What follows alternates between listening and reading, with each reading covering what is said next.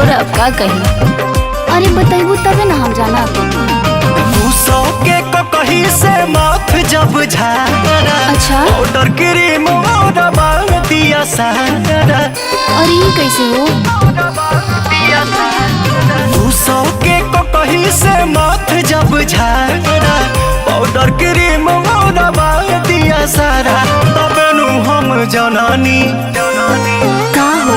तबे नु हम जनानी ससुरा में सैया बारा।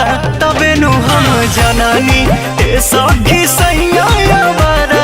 तबे नु हम जनानी। अच्छा तो ये बात बा।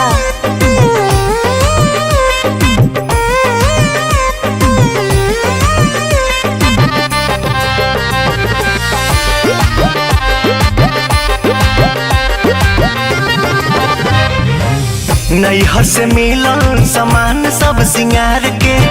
इह स्वभाव सेंट मार के। फेरा में न रहे रोटी रोजगार के। घर ही घूमे लूंगी झार के।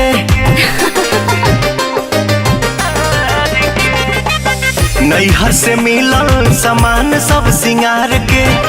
इह स्वभाव सेंट मार के। फेरा में न रहे रोटी रोजगार के। घर ही घूमे लूंगी झार के। आज ले न किन के दिया कहियो डांडा। लगत कि यही जाना हो गुजारा। तबे नु हम जननी तबे नु हम जननी ए सखी सैया बारा। तबे नु हम जननी ससुरा में सैया बारा। तबे नु हम जननी।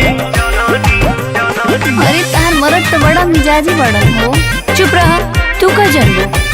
अरे सत्यवा हां मैं बोल ते पढ़बे की ना? ना हम अपना पप्पा लेखा बारी हरो।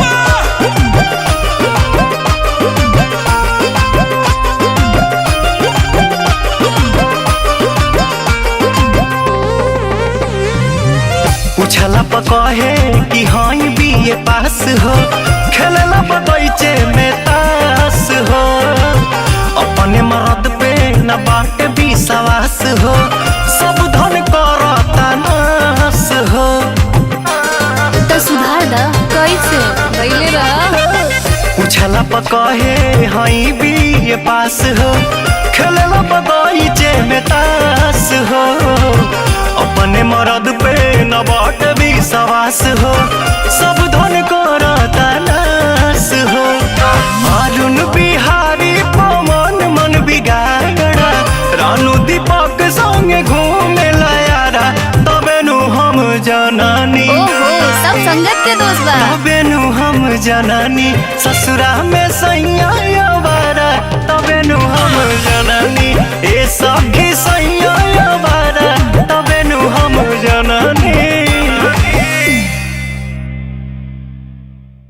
सौ के कहीं से माथ जब झारा। पाउडर क्रीम दिया सारा। तबे नु हम जनानी का हो? तबे नु हम जनानी ससुरा में सैया